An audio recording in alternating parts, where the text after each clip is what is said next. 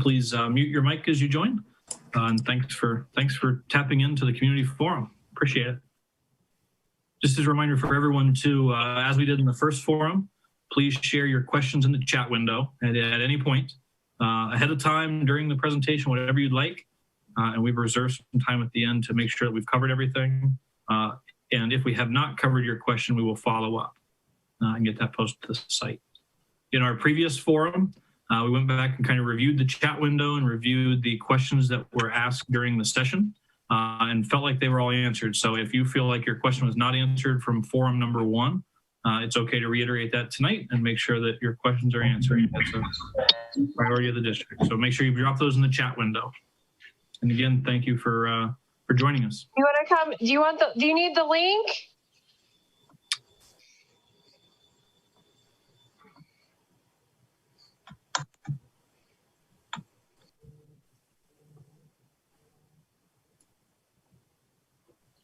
Again, we'll be getting started in about 4 minutes. So grab your Cheetos and a soda to munch on as we go through the evening.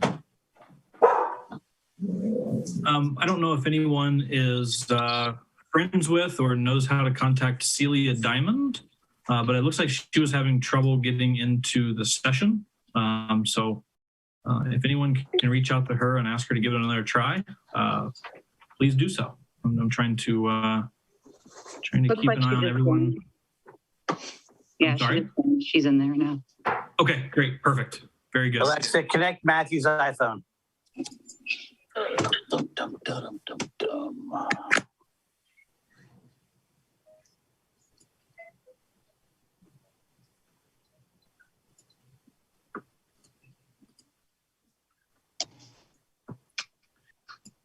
Jeff, I just accidentally muted you. The names are shifting around here, and I'm trying to keep a pulse on making sure everyone's muted as they join. So, Jeff, you're going to have to unmute. My apologies. May not be a bad idea to keep me muted. It's going to be a brief presentation then.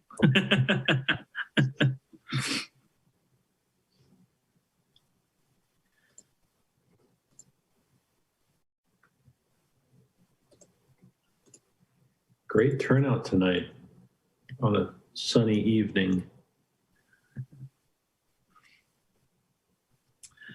It looks like we're maybe about a minute away from getting started. So we are streaming this to Channel 5 and to the district's YouTube page. So if you guys are able to go ahead and start that stream to make sure that all your settings are correct, now would be a good time, about a minute away from starting. Thank you.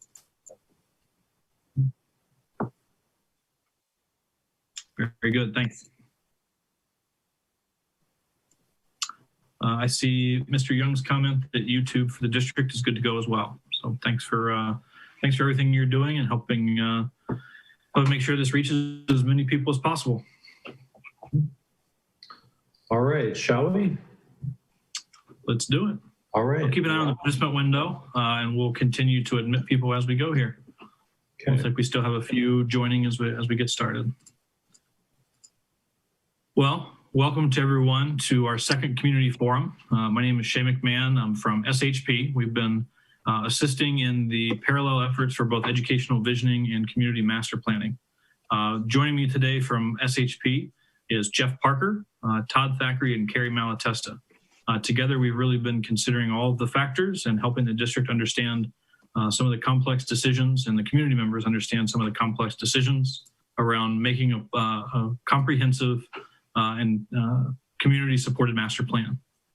Tonight's agenda, we're going to cover in about an hour and a half and leave some time at the end for questions. Jeff, if you wouldn't mind jumping back there, we're going to give an outline of the process. Dr. Holden would like to speak about the status of Mills Lawn. We heard from you in the first forum. We're going to give a brief recap of some of the things that we're accomplishing in our educational visioning session. Educational visioning right now is taking place with students, teachers, parents, and community members, and there's some exciting results from that. We want to talk about the master plan options and some of the funding mechanisms that may support a renovation or a new construction project should the community decide to pursue those. We want to talk about some of the other facility needs some of the things that are considered locally funded initiatives and test some of your interest as a community in some of those community assets that would help make the school more of a community center. And finally, we're going to close with a section on finances. And really that's where we're headed between sessions 2 and 3 with the community advisory group. Jeff? Great. We've covered this a few times, and really the community advisory and educational visioning team is really focused on these 3 factors in developing a community supported, financially appropriate and educationally fantastic master plan. These are the 3 tests for every decision that we make and every question that we have as a team is really to make sure that the resulting facility master plan for the district is educationally fantastic, is financially appropriate and community supported. Jeff? This is a look at the timeline and where we've been so far. We're down at the bottom on the second community forum as part of the community advisory team. This is a diverse team of people that have been made up to help make a recommendation to the Board of Education on the facility master plan, considering all the factors. Tonight, we'll talk about some of the pieces that the educational visioning team has accomplished, the finance advisory team, and there's an upcoming community survey and polling effort that we talked about in our first forum. Go ahead, Jeff. Just as a reminder, we have the website ysforward.com, and more specifically, there is a page on there titled Transparency, available at ysforward.com/transparency. Making sure that you as community members have all the information you need and have the same information that the community advisory team is using and the district is using to make these decisions has been paramount to the district's approach from the start.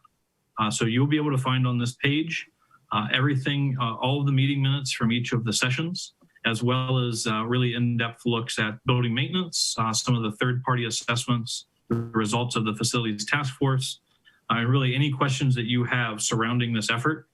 The community members have the same information that the district has available, and all of it has been made public through the site. So I urge you, if you want to take a deeper dive into the info, ysforward.com/transparency is where you can do so. Jeff. And I'd like to turn it over now, I believe, to the SHP team along with Dr. Holden to go a little bit more in depth into some of the comments from session 1. Thank you.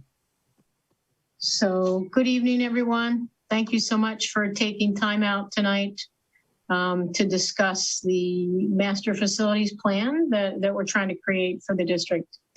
So I want to reiterate several things about Mills Lawn. You know, I've heard clearly, the Board of Education has heard clearly from a group of residents who are highly keen on preserving Mills Lawn as green space. You know, we prefer to do that as well, but we also have a responsibility to meet the needs of our students. And as I've said before, and I'll say again, this process is so key in that. So right now, Mills Lawn is a school, and it's a school that has green space on the site, and it's used by residents as green space, as a park. We get that. We understand that. If the decision, tonight we're going to go through some options. So if the decision is made to renovate both sites where they currently sit, then I think that decision is made and Mills Lawn stays exactly as it is as I'm looking at it across the street. If the decision is made to have a K-12, whether it's a brand new K-12 or a K-12 that involves renovation of the middle school, high school site, that would occur on Enon Road, and that then does leave this issue of Mills Lawn. I think at that point, we want to engage with the community, with the group interested in preserving Mills Lawn. We have an interest in green space just as much as anyone else. But as I've said before, we're just not there. So what I can tell you is that the district is not in the business of developing property. That's not what we do. Again, we believe in the importance of green space, but we can't decide what to do because we've not had the decision made about our facilities. I have put together a document that Shay tomorrow is going to put on the YS Forward website that really lists the law as to what school districts can or cannot do with property they own and wish to divest of. So it talks about what steps we have to take if we want to sell property, what steps we have to take if we want to donate property, and basically we can't donate property. So all of that is spelled out. I guess if you leave here tonight with any message, I want you to know that we've heard you. I've heard you. The board has heard you. Get it? I understand. Okay. Very good. Thank you, Dr. Holden. With that, we will keep rolling here. And we want to give you a little bit of a preview of the educational visioning process. As Shay mentioned, there are two parallel educational visioning teams. One is what we call the big group. That's parents and community members and teachers and students. And then there's another that we call the school group, and that is strictly teachers and students. And they have met combined 6 times and have done a tremendous amount of work. We wanted to give you, though, a brief preview. We asked them to provide images of what their ideal Yellow Springs learning space might look like. And this is a sampling of those images. They kind of boiled down into 6 buckets, if you will.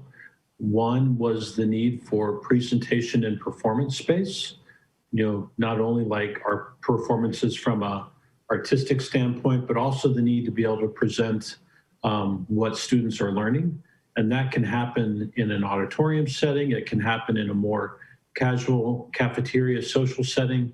And also the need to curate work to be able to display what you've done long-term. There was a lot of interest in work in learning outdoors, and that's really no surprise. So we see that often, and that's a really strong value for the community. We need the environments to be agile and adaptive, meaning that they can shift and change quickly and easily to support the learning that is happening. We needed places to be social, to be together. And finally, we need places to be quiet and to focus. But we also need places where we can work hands-on. We can take all that stuff that we're learning in the classroom and we can really put legs on it and put it to work.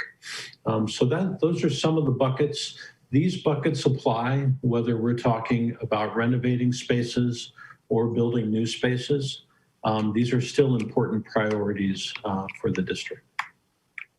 So we wanted to share with you tonight a few of the master plan options.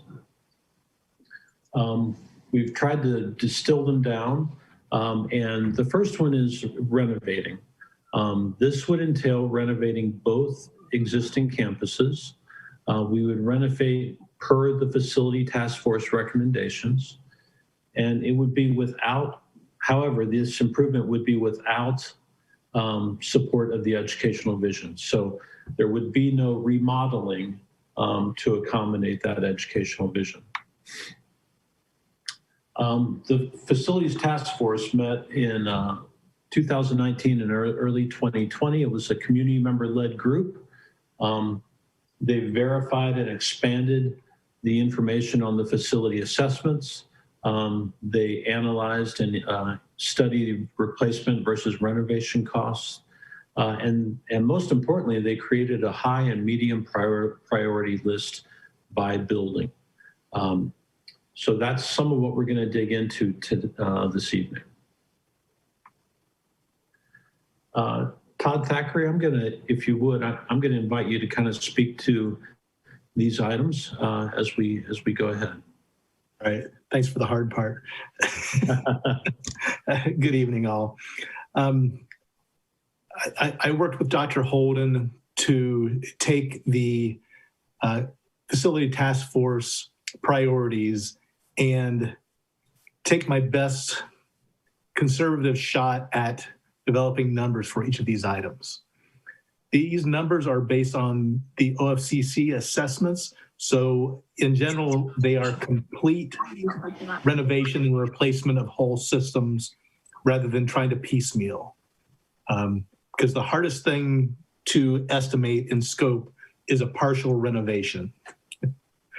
Where do you stop? So these numbers reflect comprehensive approaches to these components. At Mills Lawn, one of the things that was identified was replacing the modular classrooms with new construction. So that is the cost. Right now, we're budgeting project costs for new construction at $300 a square foot. Again, that's a fair number. Might be slightly high to this year's number, but again, we're looking at the future.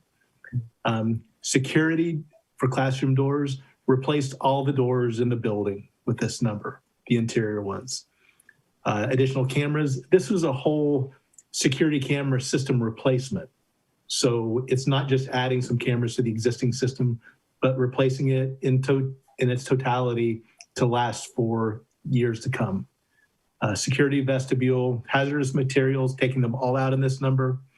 The next is replacing all the plumbing in the building. So replacing all the original 1950s piping in the building.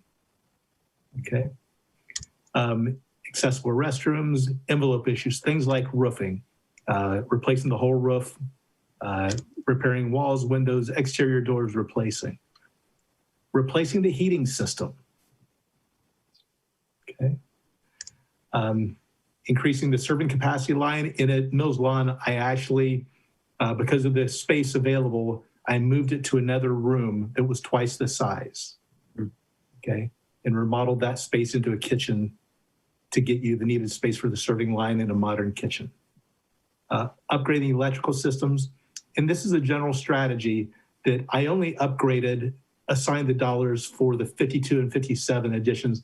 I did not assign dollars to the 2002 edition with the assumption that there would be a way to reuse all that intact. Emergency lighting and technology infrastructure. And again, this was the whole technology infrastructure replacement. Todd, one question about heating and cooling. It says provide functional heating, and you mentioned that. Does this also provide air conditioning in the building where it doesn't exist? It does. It is a heating and cooling system. Okay. Comprehensive. Tie the whole building together so it would all be controllable, efficient, modern. And Todd, I want to bring in a question from the chat. Dorothy asks, specific to this, what we're presenting right now, in renovating Mills Lawn high priority needs, is the removal of asbestos included in hazardous materials abatement as needed? That was a question specifically to this slide. It is included in there in its total quantity. Again, didn't have a good place to stop and start. So I plugged in the whole number. So at the end of the day, you have a comprehensive look between the high and the medium priorities of addressing the entire building for the long term. Understood. Okay. And a question about the serving line as well. Maybe this is more for the district, but while we're on this page, I want to kind of keep the questions tight to it. Would increasing capacity in the service line mean that kindergartners will no longer need to have lunch at 10:45 a.m.? Or it won't change the odd scheduling of the lunches? Maybe that's a better district question than an SHP one. Dr. Holden?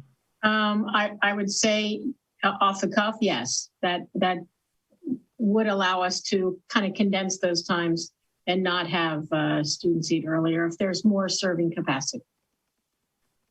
However, sometimes that's tied to special schedules. So, but off the cuff, yes. I will also share that if anyone goes to the OFCC assessment that is on the transparency page, the numbers that you're seeing when they apply to the whole building include the 7% contingency, include the 16.29% non-construction cost markup, and include an inflationary number to bring it up to current construction costs that are expected to be adjusted in April. Okay. Todd, another question that's going to apply to what we continue looking at from Divad, I believe. What does technology infrastructure entail? Lots of Ethernet cables or lots of new equipment? Would it be on the infrastructure side or the equipment? It is all the network devices, the servers, even the boards or displays, the teaching walls within the classrooms. Okay. It will be sound systems, intercoms, phone systems, all of that. Very good. Thanks. I'm going to try to keep up with the chat here. You can go ahead and keep diving in. All right. So the medium and low priority things that were identified, site improvements, safe walking, biking, and driving access. So this is the number to address all of your paving, curbs, and sidewalks. Okay. It addresses site drainage problem. Replaces interior doors and frames. Those were included above already. Replace non-compliant handrails so the stairs are safer. Make all classroom functioning and labs functioning. This is a large budget to completely redo the cabinets, the flooring, the ceilings, the walls, the display boards within classrooms. You're bringing every classroom in the building up to a current standard. Replace classroom furniture. Again, bringing everything up to mesh with your educational vision in terms of furnishings. This also was not included in the state's assessment for renovating the buildings, adds a severe weather storm shelter with a capacity for approximately 400 students and staff. Okay, this is not required, but it's a good idea. Testing areas, added an allowance in for that. Energy efficient, replacing all the lighting in the building, going to LED is what this includes. Adding a sprinkler system and playground equipment. Important to note too, Todd, that with the LED energy efficient lighting, I think that's the biggest piece of LED, that it has the potential to reduce operating costs long-term for the district. I want to just cover a couple of chat questions that are specific to this. A couple people have asked the questions and follow up to the asbestos.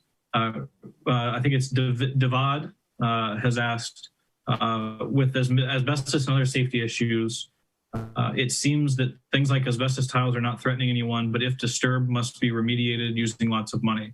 Are they killing children or just waiting alone in the dark to soak up lots of money to remove? And then there's a follow-up question. Corinne said, I'm concerned that with the roof leaking, asbestos could be a problem. Is this true? Just want to put that out there for the group. I can't answer the roof leaks of where they are and if they are in an area that could affect some asbestos, but I'll address the first one. The asbestos that is in the building is managed by the district in a safe way. So it's being managed in a way that's not disturbed, so nothing's being released in the air. When you get to construction though, obviously things get a little messier and the best thing to do is have it gone. So this scope removes all the asbestos in the building and leaves you with a building that in the future, there's never concern over touching anything and disturbing it. Okay. Very good. I'll try to keep up with the chat here. Go ahead and keep running forward there, Todd. Thanks. Thank you. The high school is very similar, except the first numbered item up here is different. This is replacing the modular classrooms that were built in '88 on the south side of the building. That's $2 million. It's almost 7,000 square feet of space. Next is security, additional cameras, a secure vestibule, asbestos removal. These are all things the same as Mills Lawn, different quantities and different costs. Plumbing deficiencies, replacing everything. Accessible restrooms. Roof, again, is always a big one. Exterior walls, there's a lot of asbestos on the exterior of the building, a lot of exterior wall issues at this location. Window replacement, exterior door replacement. Big number is installing a new heating and cooling system, okay, throughout, integrated together, energy efficient and functional. Increase Again, similar to Mills Lawn, increasing the serving line and updating the kitchen. So in this one, the strategy I looked at was expanding into an adjacent small classroom to give you the additional space to do this. Improve acoustics, upgrade electrical, and add emergency lighting and technology. Okay. Very similar scope, very similar priorities. Okay. Shay, any questions from the chat on this slide?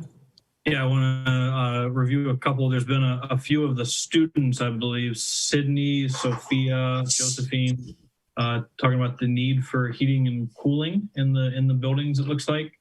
And there's a question, I want to push one off maybe to the end and stay specific to this. There is a question about swing space. So if we were to do these renovations, Eli Hurwitz asked, is there a swing space cost for doing this renovation? A place for students to learn while this is being done? There could be, or it could be done over multiple summers in some cases. We would have to sit down and look at more detail of what the final scope is and how you could implement swing space as an option that could speed the process. And Eric Oberg, yes, these are the facilities task force priorities, and that's the low, medium, high is that all comes directly from the facilities task force, and we've tried to analyze and update the cost to today's market. Does that help, Eric? Okay, I think we're ready to move forward on specific questions to the renovation. Okay, the high school medium here is very similar to, but if you want Lisa Krieger just commented. Okay. Lisa. I think we're good. If there are any questions, please pop them in the chat. I think that might have just been someone just joining, so go ahead. All right, I'll touch on the medium and low priority needs at the middle school, high school. The site improvements, again, paving, curbs, sidewalks. Again, if this is not done, this is something that you will need to maintain in some way going forward. A critical infrastructure issue. Site drainage, exterior doors, included above already, non-compliant handrails, fire-rated closures around the 3-story stairways, renovation of the locker rooms. This was a complete gut and redo is what I budgeted for. New finishes, display walls, ceilings, all that in classrooms, new cabinets and storage, replace classroom furniture throughout the building, and a storm shelter. Also, again, another 400 person capacity space, similar to the elementary. Replace the music room was requested. Confidential small office testing areas, energy efficient lighting, and sprinkler system. Okay. Todd, can you speak to, I believe you mentioned with regard to the severe weather shelters that they were not a requirement in renovations. Can you speak to whether or not they would be expected in new construction? With the states, under the state standards, they would recommend that you do a storm shelter with new construction. And it's actually required by the building code in Ohio, but the legislature has given a series of moratoriums on that requirement. So that extends to September of 2022, I believe. So it's optional for you until such time that that moratorium is not extended. Okay, so in your part of the world, many people are sensitive to tornadoes. Mm-hmm. So. All right, thank you very much. All right, so this is what it looks like, kind of apples to apples next to each other. The high priority list combined has an upfront cost of $22.3 million. And that is all locally funded. And there is no state reimbursement included in that number. So this is all on Yellow Springs' dime. And then we have the medium priority list, which totals 10.6 roughly. And again, that is all locally funded. And if you were to combine the two together, that lands at $33 million. Okay. As an alternative, you might ask, well, what if we just did the high priority stuff now? And we kind of we got by with the medium priority stuff and kind of managed it later. And this is what we tried to illustrate here. That would, in essence, be deferring the medium priority improvements. The hard thing the thing that is most challenging to quantify is the long-term expense of maintaining this deferred maintenance. So how do you, it's really hard for us to articulate, to quantify what those values are. So we just need to keep in mind that, the high priority is 22.3, plus there's increased annual maintenance costs on the district.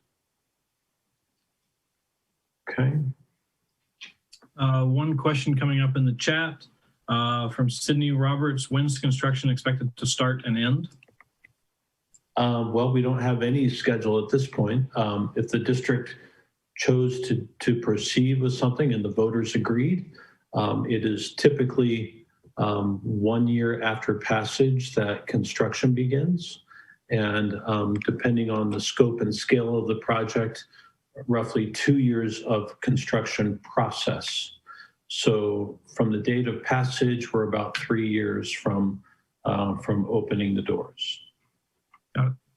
A question from Terry Smith, especially as we talk about maintenance costs here. We may dive into this later, but what is SHP's response on the following? Maintenance costs will also accrue for any new structure, plus the amount to build them. How does this compare to maintaining existing structures over time without the initial $30 million expenditure? So I think the essence of the question is, what is the maintenance cost difference potentially between new and renovated? If I'm understanding correct, Terry? I'll take a shot at that. For new construction, right now we're recommending $3 to $3.50 per square foot per year to maintain a structure in a state of renewal. The first 10 plus years, there's not a lot you do with that, but you save those dollars and let them accrue to address things like in 20 years, you're going to have some roof replacement. In 20 years, you're going to have a chiller or some sort of mechanical replacement. If it's not new and you do the high priority but not the medium priority, and you fund it at the same rate, you will be consuming those dollars that you would want to be accruing in maintaining the pavement and furniture and things like that as they break, in that first 10 plus years, rather than letting it accrue. So there's also a standards question to this of to what level do you keep your buildings? Maintaining it in an unrenovated state.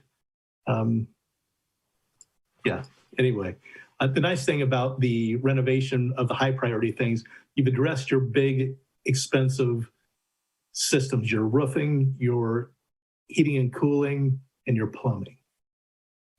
So, but you still have things to address. There's a series of questions and comments here that I want to bring up. Looks like maybe one of the questions was answered in here.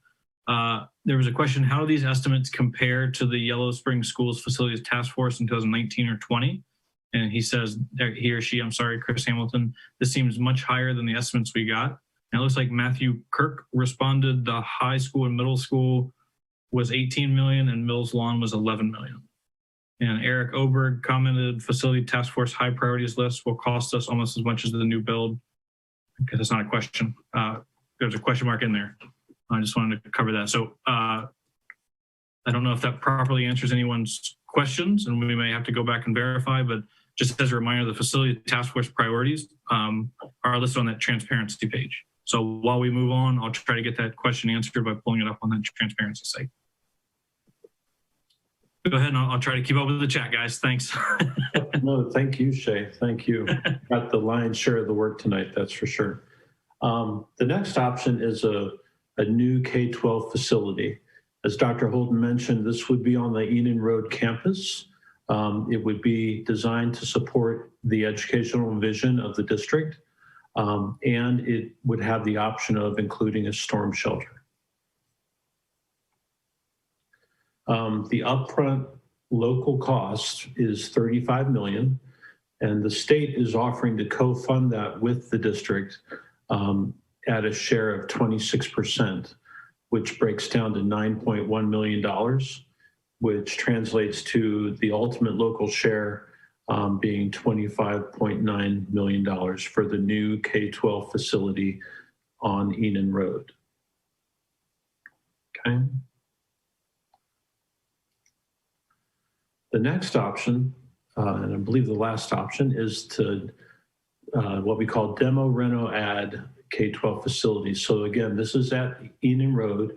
It would demolish some of the oldest portions of the building and some of the neediest portions of the building. It would renovate what is remaining, and we would build new to flesh out the balance of the campus. Again, this is on the Enon Road site. It would be designed to support the educational vision. And again, you would have the option of including a storm shelter if you chose to.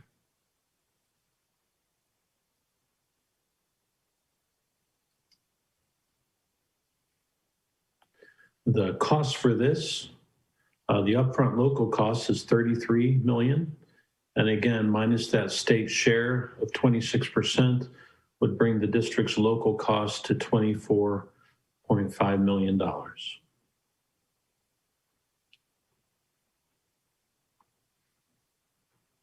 All right. Any questions on those options, Shay, that popped up?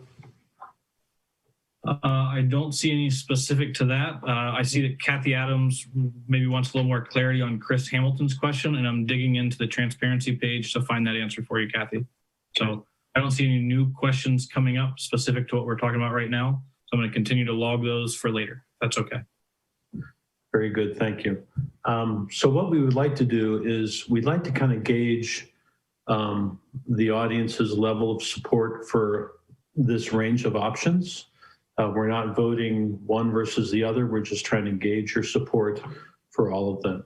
So we're going to momentarily, you will see a question pop up on your screen. Bear with me as I make this happen. First, we want to identify who is present. So just a little question about yourself. What best describes your relationship to Yellow Springs schools?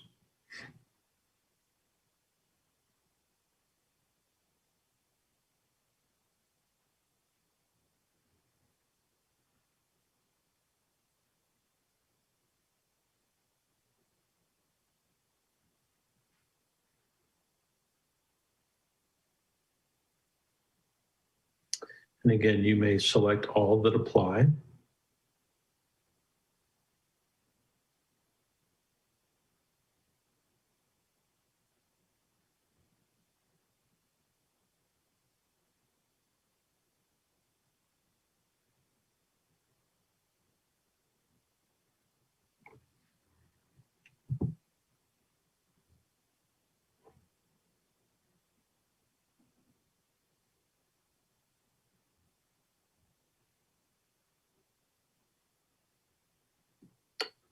Okay, we're getting really As everyone's close. kind of wrapping that up, I am looking at, on the transparency site, I'm looking at the Facilities Task Force's board presentation that everyone's able to get to through that transparency page. And what I'm seeing, the best answer I have for you, Kathy and Chris, from the February 13th board presentation by them, slide 20 says, we don't know the total cost of the recommended improvements until the school board scopes the project and formally asks for proposals.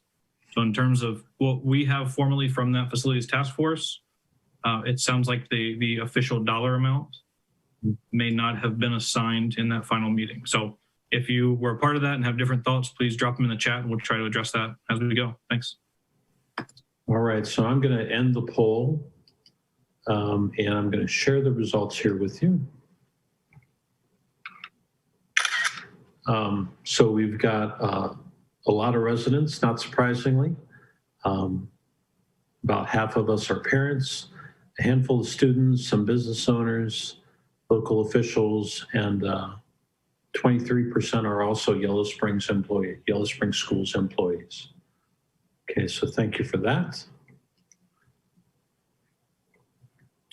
And the next question I have for you is your level of support for these options. So what we're going to do is you will have the 4 options that we presented to you. And we just want to know, do you strongly oppose this option? Do you oppose it? Are you neutral on it? Do you support it? Or do you strongly support it?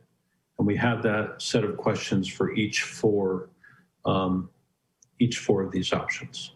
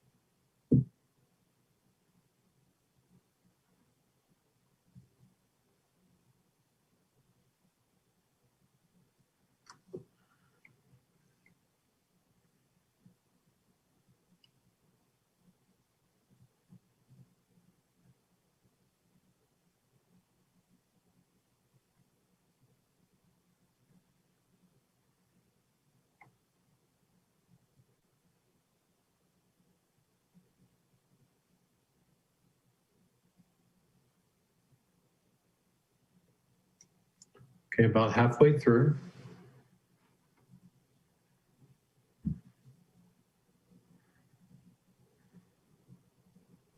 There's no strongly support on there. It says strongly oppose both top and bottom. Was that by design? I apologize. Which one is that? The last one. Oh, I apologize. Question number 4, the last option should be strongly support. Thank you for catching that. Well, that was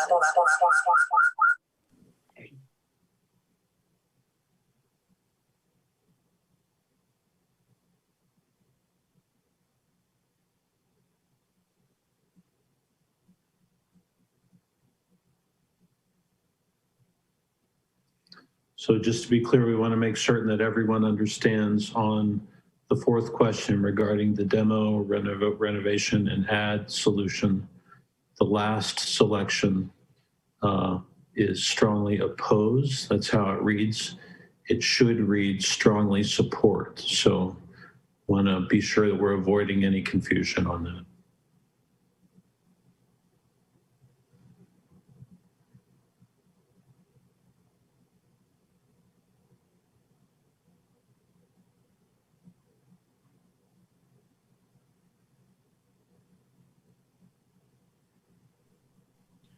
I want to note, I'm trying to follow along the chat here.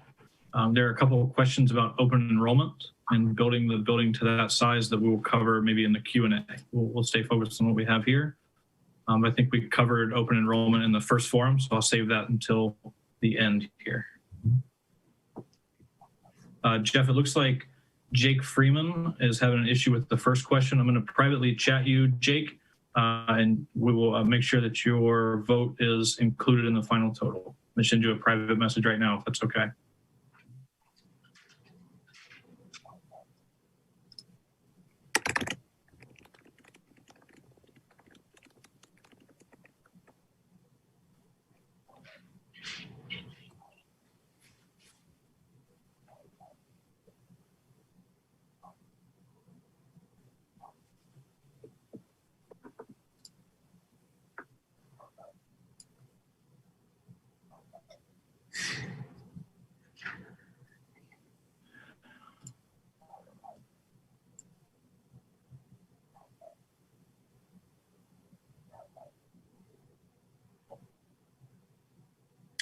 All right, a few more responses we're waiting for, trying to get to that 80 figure.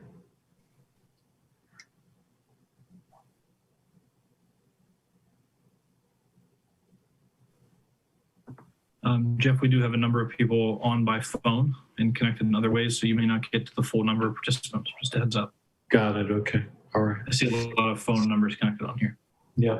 No. The polling has certainly tailed off, so we will. I'm going to close this poll and then I will share the results with you.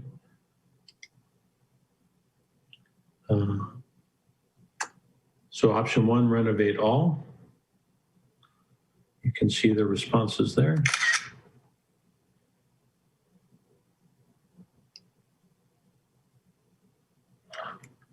Option 2, renovate only the high priority needs.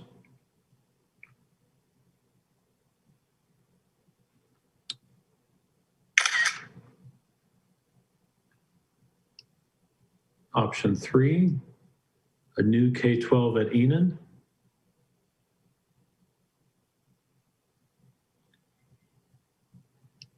And option 4, demo reno add at Enon. Hey, Jeff, if you're presenting those, we still have the Google Slides pulled up. So we're not seeing results right now. No, I still see support of master plan options, just a heads up. Okay, well, let me try something different here. I am able to see it, but I have to scroll through it myself. Oh, I see. Okay. Let me stop sharing here. And does that help? Are you able to see these results now? All right, let me. We got a couple people seeing them. Yep, I got Eric Oberg nodding. I got a couple of chat messages. I can see the results. All right, good to go. Okay, so I will scroll through these in the event that you're not able to scroll through them in your living room. Again, option renovate all. 45% strongly opposing that. Option 2, renovate only the high priority needs. 49% strongly opposing that option. Number 3, the new K-12 at Enon. 62% strongly supporting that solution. And finally, number 4, the demo reno add at Enon. 33% are in support of that. All right, hopefully you were all able to see that. I'm going to run through and take some screenshots just to be sure I've got everything here. And we will include these in what is posted to the YS Forward website. So you'll have that as a record. Okay. I just want to take a quick second. There's a lot of discussion in the chat around open enrollment. I'd just like to maybe briefly reiterate what we covered in the first session, that Dr. Holden mentioned how open enrollment is really ingrained in the culture of Yellow Springs schools, and it's something that the district desires to continue. And there's questioning back and forth about how the funding would change if we were to limit the population to only those in the district. The amount that the state would offer would decrease, and the percentage would decrease if it was only for the students that were not open enrolled. So I see some back and forth. I just want to reiterate that, and Dr. Holden, maybe turn it over to you if there's anything you'd like to add there, because it seems like maybe there's some conversation going off to the side of on the open enrollment topic. So this meeting tonight is not about open enrollment, but I'm going to address it. So the state of Ohio, through law, enacted open enrollment, inter-district open enrollment in the 1993-94 school year. It was in that year that Yellow Springs adopted a policy permitting open enrollment. There are two pieces to open enrollment. There is a philosophical piece and a financial piece. I wasn't here 27 years ago when we adopted this policy. But it is my hope and my belief that it was adopted to broaden the experiences of our students and to increase diversity, whether it's diversity, demographic diversity, economic diversity, whatever. I'm going to believe that. So for 27 years, we've had this policy. There is a maximum on the policy. We are not at the maximum. So there's a perception that I am not putting on a table the option for a 500 student building. When we apply to the OFCC, they do an enrollment projection. They look at our historical enrollment, which includes open enrollment, and then they project out. What they have projected for us is that our enrollment projection is 671 students. That is less than what we have now. So then they give us plan options based on that enrollment. To put forth a plan based on 500 students would indicate something that I do not believe in and I am not going to do. And that is to say that we do not value open enrollment. That's the philosophical piece. There's a financial piece. 83% of Ohio districts have open enrollment policies, 83%. And that is because they value not only the diversity, but the finances. It allows us to offer more. It allows us to give better experiences for our students. But let's go down this road. Let's say the district ended the open enrollment policy. So then what that means is we no longer have the money that follows any open enrolled student, whether it's our student going out or somebody coming in. So we don't have the open enrollment dollars. What does that mean? That means then we don't need as many teachers as we have. Okay, great. We're still in the hole that way. We're still in the hole. But what that also means is because we don't have as many teachers and we don't have as many students, now we can't offer as much. And so then our in-district students start thinking, hey, how am I getting the best experience here? How am I surviving or growing through a diverse experience? And then they start making the decision to open enroll out. So it's not quite as simple as, let's just say to all of our open enrolled students, go away. I am not going to say that as superintendent of this district. Right now we have a board policy. That is the policy. We are under the limit. And clearly this is not going to stop the chat, but I just wanted you to hear from me, and I wanted you to hear my beliefs and thoughts about open enrollment and how it does or does not impact this facilities question.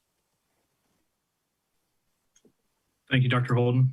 I'm going to continue to log the comments from the chat, but we're not going to cover any more open enrollment questions today. I think that's as definitively as it can be defined. I'm going to echo Chris Hamilton's comment here in the chat and say we're going to move past the open enrollment discussion and get back to what's in front of us with facilities master plans. So thank you.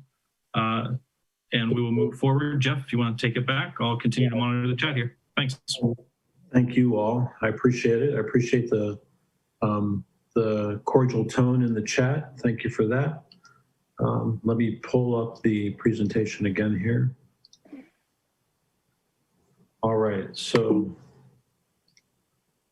we have one more question for you.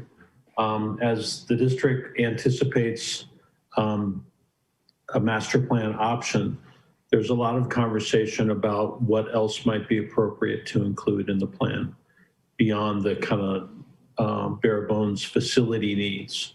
And this is a list of some of the items we've heard discussed, kind of thrown around. There have been no decisions on any of these. We really haven't even quantified their cost because we want the community to put these items on the table for consideration. So some of the possible facility options would be an auditorium, perhaps another gymnasium to serve just the elementary students, and there's an opportunity to develop a geothermal heating and cooling system to help with long-term energy costs and minimize carbon impacts. We could look into renewable energy generation systems. And this would get into photovoltaics and possibly wind. I don't know that wind is appropriate in Yellow Springs, but renewable energy systems. Or do we go all the way to net zero energy consumption in the building? Next is additional education space for added capacity and flexibility. This implies that we are concerned that Yellow Springs is going to grow, not shrink in the future. So maybe we need to add a classroom or 2 or 4 to accommodate that. That also allows for added flexibility in the longer term as well. If the option is to further develop the Enon Road campus, is there benefit in locating tennis courts and even baseball and softball fields at Enon Road, so you don't have students traveling off campus for extracurricular events? So that's kind of our list of potential options. I'm going to stop sharing and I'm going to bring up the poll, and we just want to gauge kind of where you are on this list. And I'm going to ask you to select 4 that makes sense to you, 4 that you'd like to see more information on. Hopefully, give me a thumbs up if you can see that poll. Thank you. So go ahead and select the 4 that make the most sense to you or that you're most interested in.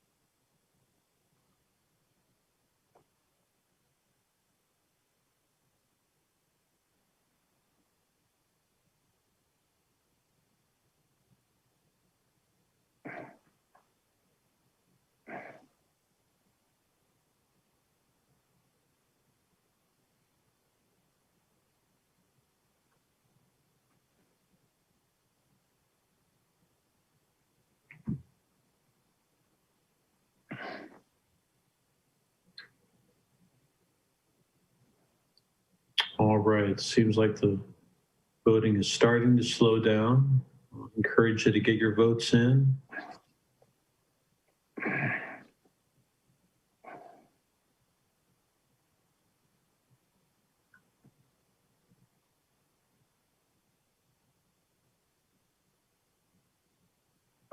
All right, I think we have topped out here. Let me go ahead and close the poll.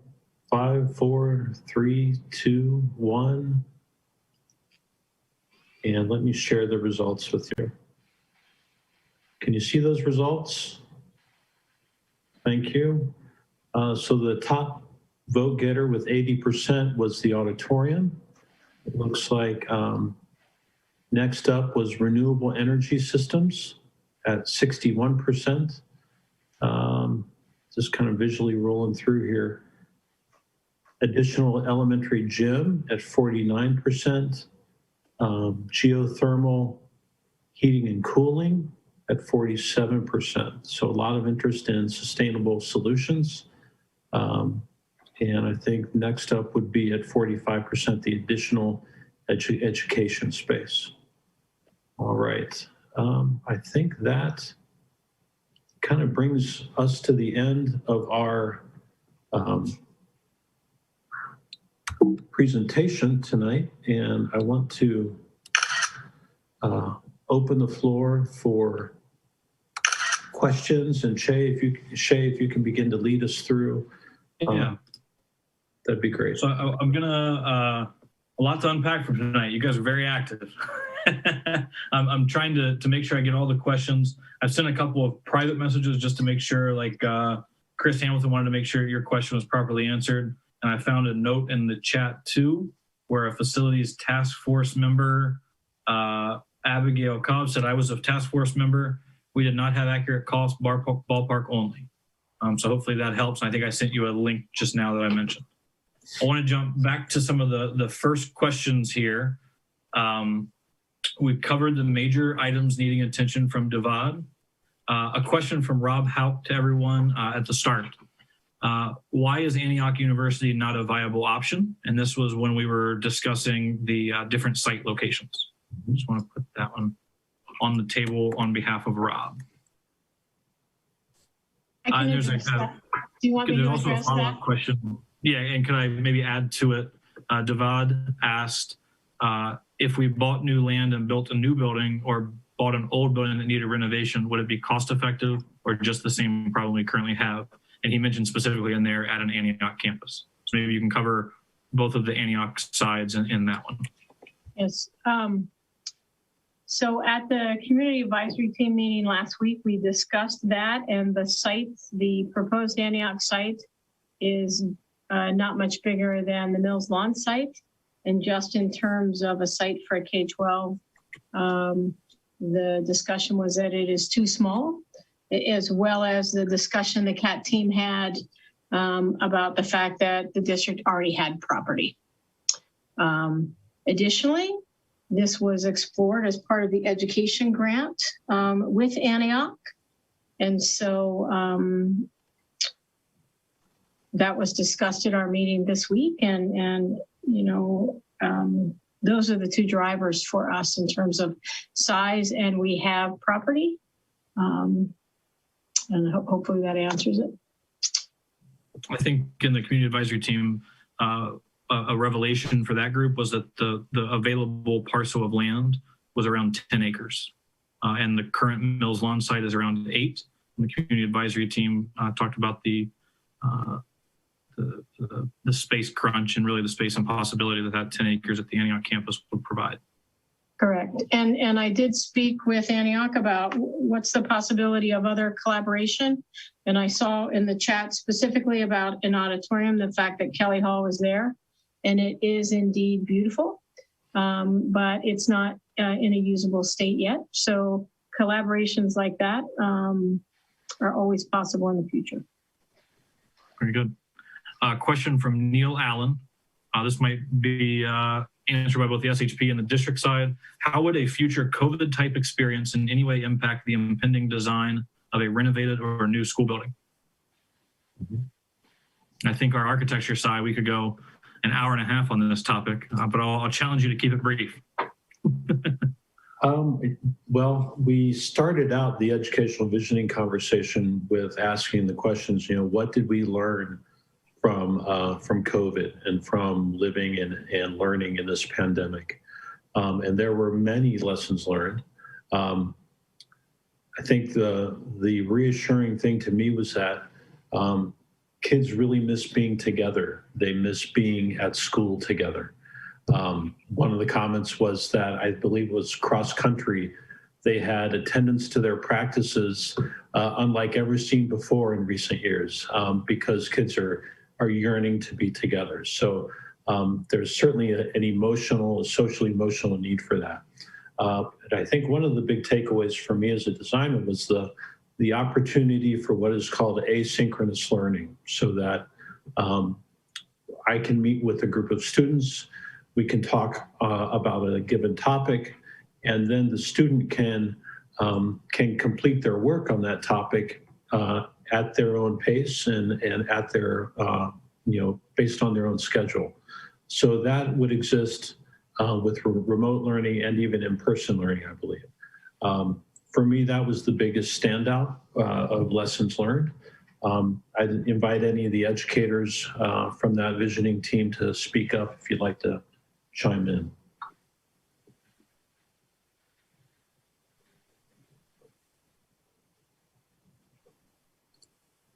Okay.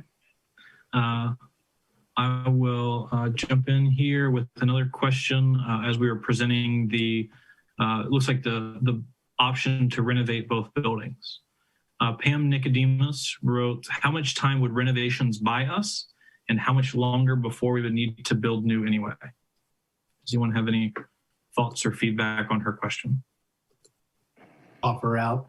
You can fully renovate these buildings to new building standards essentially and keep them forever if you desire to.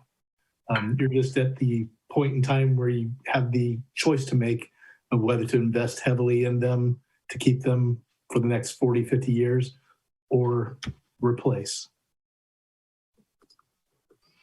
Got it. A question from Kathy Adams. She says that the task force recommended a permanent improvement levy and prioritized renovations. So I think this is at the point that we were talking about the renovations. She asked, can these priorities be phased in over years with future levies instead of a ballot that asks for the total cost all at once to make it more affordable? And Mr. Zaremki responded there about multiple levies would require multiple ballot issues. And that is correct, but I want to turn it over, Dr. Holden, any thoughts on the phased future levy approach, if I'm understanding the question correct? Yeah, can I defer that till when we have, I think this will get us into a whole discussion about finances, and we are heading that way at our next forum. Dr. Holden, I'll just add though that many of those high priority items were major infrastructure things, much of which occurs above the field. So it's kind of like, well, you don't want to replace one thing and then have to come back the next year, tear down the ceiling, replace the next thing, repaint, put up a new ceiling. So it's like doing maintenance on your car. Sometimes it makes sense to go ahead and replace the air filter too, and get it all done while you're in there instead of kind of breaking it out over a series of visits to the garage.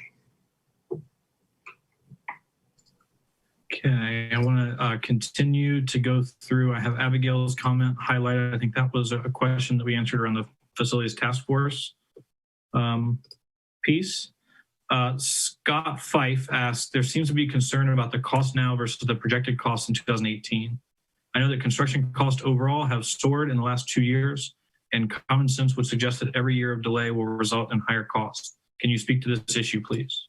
We maybe covered it a little bit, but you want to maybe put a bow on how construction inflation might impact the total cost of phased renovation, maybe, if I'm understanding right?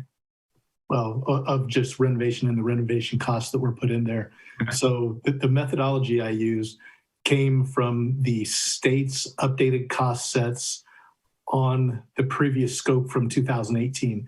They updated them to the 2019 cost sets, which are still in effect today. So they're almost 2 years old. Okay, so that's the basis of those numbers, plus the 7% contingency and the 16.29% soft cost, non-construction cost component for administering public work. And that's all at the bottom of the calculations that you would see in the older assessments. It's just not incorporated into each line item, which is what I did. And then I also increased each one. Okay, let's take one step back.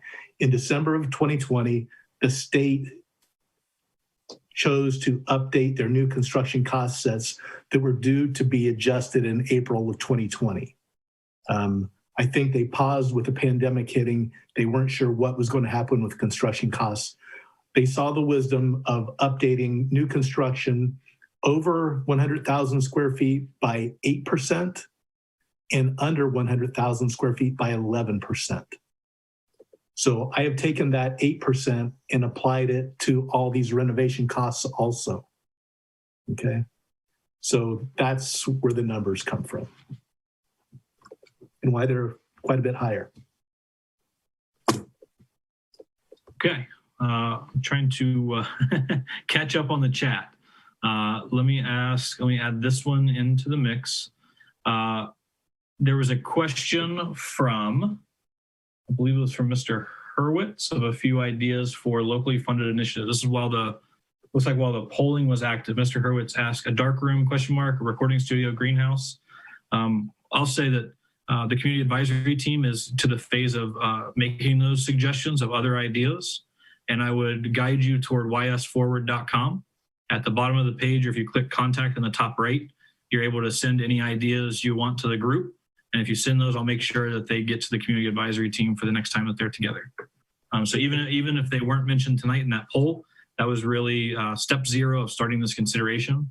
So if there are pieces that you would like to consider as community assets and locally funded initiatives, I would recommend you kind of send those by email so I can formally deliver those to the community advisory team.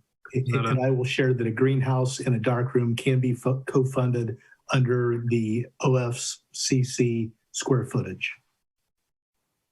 So we wouldn't have to collect additional dollars for those facilities, correct, Todd? Correct.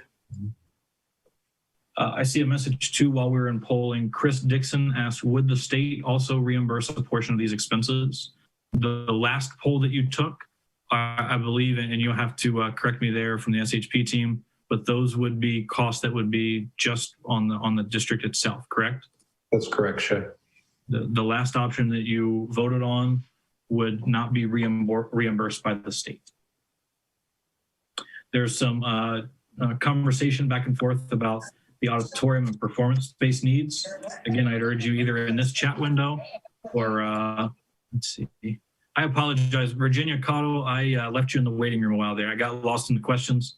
Thanks for waiting in the waiting room, and I apologize I didn't get you on quickly there. There's a question from Brian Mayer too. Would that mean 3 gyms? Game gym, practice gym, elementary gym? That was a question in the chat. I don't know that I have the full context, but I'll turn that over to you to answer.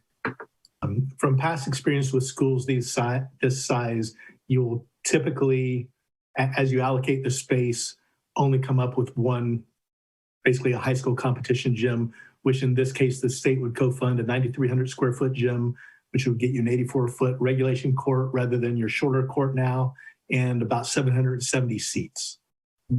But it's all about your priorities, and we can run through an exercise with district leadership to see what all will fit, and if there's a possibility of getting any component of a gym, a second gym in the co-funded amount versus classrooms.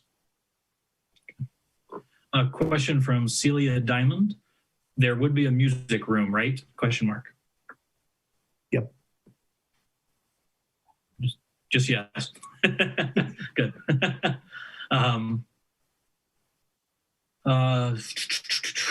Question from Trace, I think, has been answered about the gyms. I'm down to Terry Smith's question. Let me make sure I read all this right.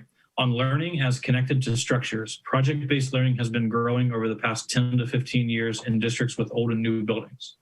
It seems that the school board's message is that PBL can't be properly implemented without new buildings. Is this the board's position?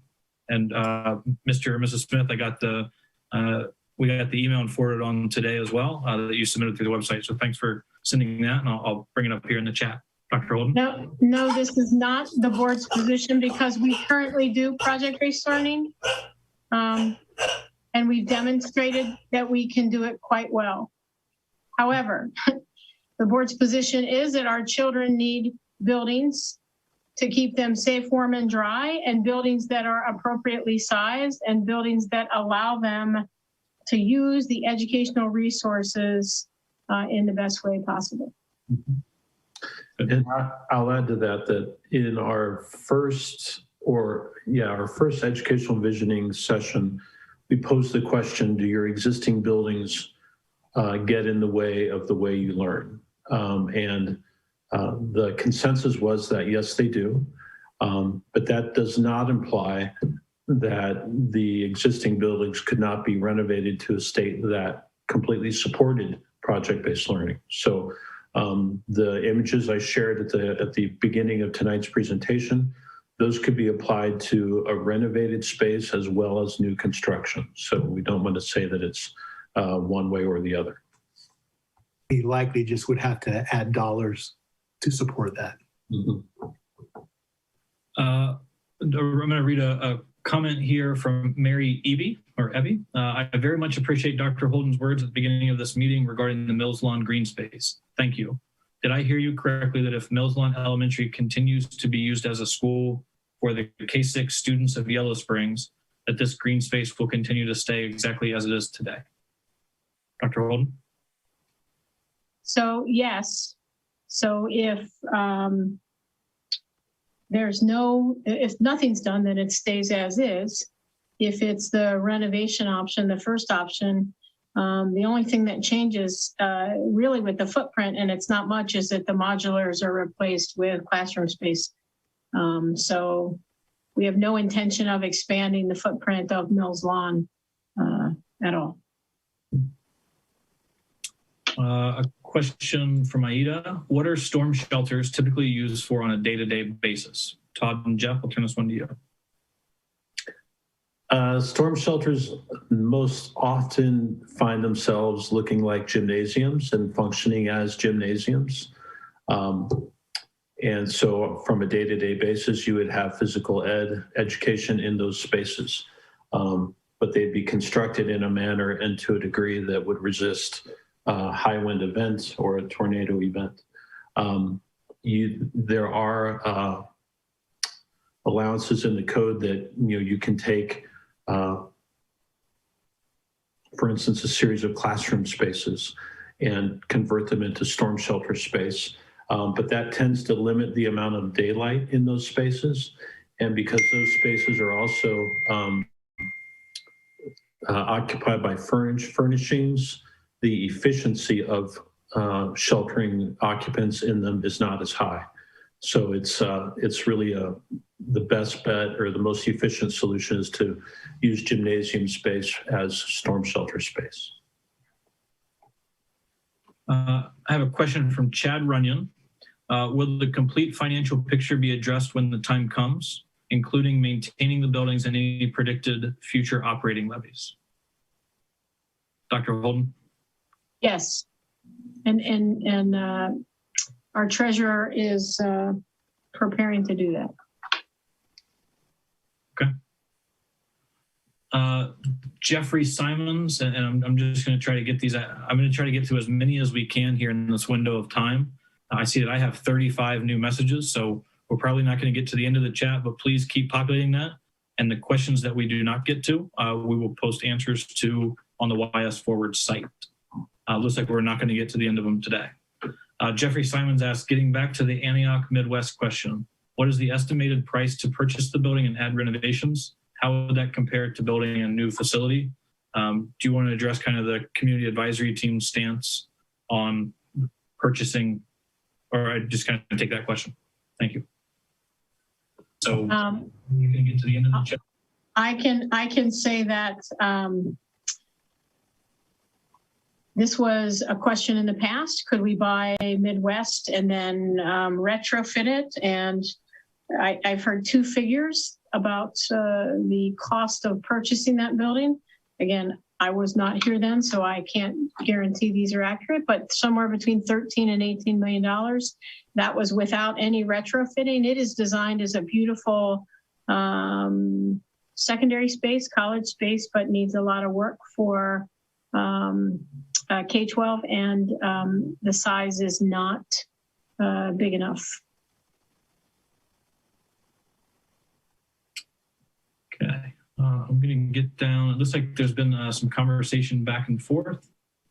I'm looking through here. Another question. Yeah, I see you brought that back up. There's a question and follow-up, I guess. Who's using the facility now, and does anybody know what the future is for the Wellness Center? Dr. Holden, any community conversations around the Wellness Center? No, and I can't, I apologize, but I'm not going to speak for Antioch or the Wellness Center. Sorry about that. Okay, understood. Kelly Oberg asked, can you expand on the process of procuring the total cost up front and the reimbursement of the state's matching funds? Dr. Holden, would you like to touch on kind of how the ELP program works? I think that's probably the simplest way to answer this one. So with the ELP program, the district is responsible for raising the entire amount of the project.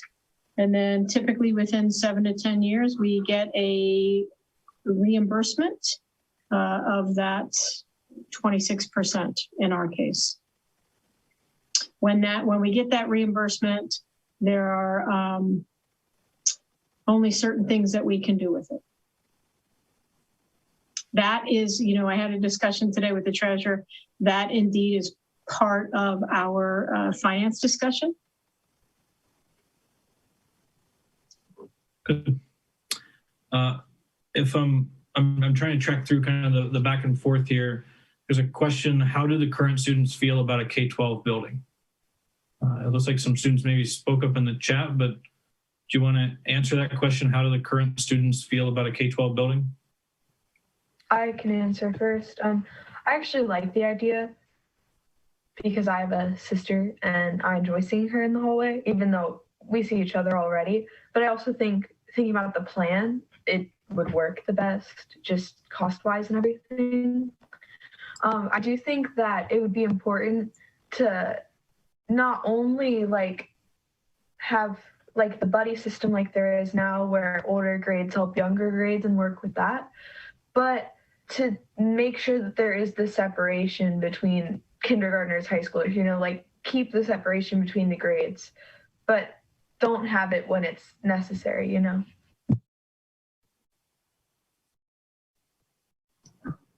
Okay. Well said. Any other students want to answer that one? Yeah, students, and I'll kind of offer my perspective from what we heard. Okay, Jeff, go ahead. If you want to kind of convey the educational visioning team. I feel like Josephine is trying to say something, but she's struggling. Josephine, go ahead.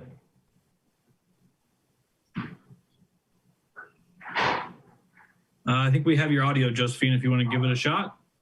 It looks like you're unmuted. No luck there.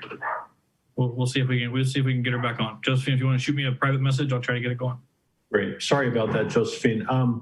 We had a lot of conversation about a K-12 in the educational visioning conversations with that group. And, of course, there were concerns about the behavior of the older kids and their proximity to the younger kids. But we also had a lot of discussion about the benefits of the younger students to the older and the older to the younger, and being able to partner younger students with older students. I think we heard about the buddy system that Sydney mentioned. The opportunity for older students to become mentors to the younger students was a great thing also. And also the breadth of facility offerings that would be available to the whole school population. That's there. So I'd say in general, there's initial anxiety about it, but as we considered it more and thought about how the building might be organized to maintain the appropriate level of interaction, it seemed to offer more benefits than detriments. Any other students want to jump in on that?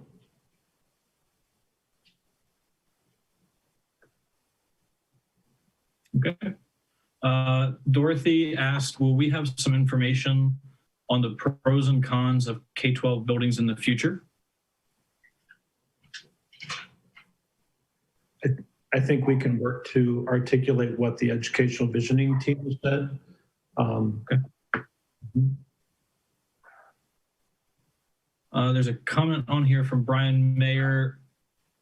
I'm sorry, maybe that's more of a comment about mixing grades 7 through 16 on the college campus. I want to continue getting to a few of the questions here. There's a question about the old Greene County Career Center, and it looks like the auction has already passed. The Greene County Career Center was something we discussed in the first forum, and there's a little bit of confusion and follow-up. Some people thought that the building that's on the current middle school and high school campus is what was for auction. It was not. It was the former Greene County Career Center, and Kathy Adams says the auction was yesterday. Dr. Holden, any idea who bought that at auction? And it's pretty quick to have that turn around. No idea. No idea. If anyone wants to drop that in the chat, feel free. Divad at 7:22. I'm getting close to catching up, everyone. I'm trying here. Divad says, so buying new land and building on it, or buying another building and renovating it are bad/too expensive ideas, is the message I continue to hear. Maybe taking that off the table would speed up decision making. just trying to read the questions there. I don't know if there's anything you want to speak to from the SHP team or from Dr. Holden, but I guess Devon's recommendation is to take buying land and buying other buildings off the table. And it's my understanding maybe that's where we are right now as a community advisory team. Correct. That is correct. Those are off the table. Okay. Okay. I'm seeing that looks like the end of our questions. Trying to catch up as a few more come in here, but it looks like that's the end of our questions for today. If you have a question that didn't get answered, if I missed it and trying to kind of keep up, I've been trying to highlight all the new ones in our chat here. But if your question was not answered, please feel free to post that again. And we will try to get that answered and put on the ysforward.com site. So from this point forward, where Matthew Kirk says, great point, just want to make sure everyone knows to tackle that. Abigail Cobb, I want to cover this one before we do our close. Abigail says, YS Forward site says what our district is spending per year on maintenance. What is typical for other similarly sized districts to spend on maintenance? Anyone want to answer that question? Or Dr. Holden, I know that in the previous forum, you talked about increasing that maintenance budget at a previous board meeting. Is there anything you want to cover on the maintenance side that you haven't thus far, or any feedback from the SHP team? No, I don't have anything. Okay. One thing of note that's on the YS Forward piece is that what taxpayers currently fund through the permanent improvement levy does not entirely cover the maintenance budget. And if you're looking for a comparison of what's typical for other similarly sized districts to spend on maintenance, it is typical that other school districts have larger permanent improvement taxes on the ballot, and they are receiving funds from their taxpayers to fully cover those needed costs. So that's just a directional answer from kind of knowing other schools in your area that there are many districts whose taxpayers fully fund the permanent improvement fund, and they're not required to pull general fund dollars for that. If that helps answer the question. Okay, Dr. Holden, I'll turn it over to you for our closing remarks. We're at 7:27, and again, we'll try to answer any questions if there's anything that we haven't covered for you in today's meeting. Dr. Holden, please. Yeah, I just want to thank everybody for participating tonight.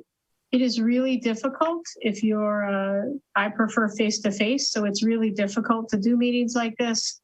So thank you for having the stamina to do this. Your input is absolutely critical. So thank you.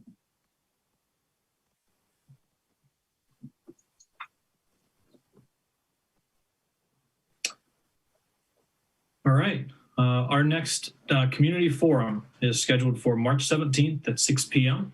And we mentioned a couple times some of the pieces that we're going to cover in that community forum. Same locations. We'll have the same Zoom link active for you to join by Zoom. It will be streaming on the YouTube page of Channel 5, and it will also be streaming through the district's YouTube page, the same one where school board meetings are streamed. So we look forward to being able to share another level of information with you at that point. To answer Mr. Mayor's question from earlier, there will be more cost associated with this and a true impact and a further analysis of the results of tonight's forum, as well as the results of the community advisory team's continued work. I know I've mentioned YS Forward a number of times, and I've seen a few links come up in the chat, but want to urge you to go on there. And if you haven't had your questions answered, please submit them through there. They come directly to Dr. Holden and the team. So we do see them and we do respond as soon as we can. So thank you again for taking time out of your day to be a part of this and taking the time out of your day to help impact your community. I know the SHP team, I speak on behalf of all of them and saying that it's been a very enjoyable process thus far to get to know your students and your staff and your community members. We appreciate the opportunity to help guide you through this process and land on a community supported, financially appropriate, and educationally fantastic facility master plan. Thank you.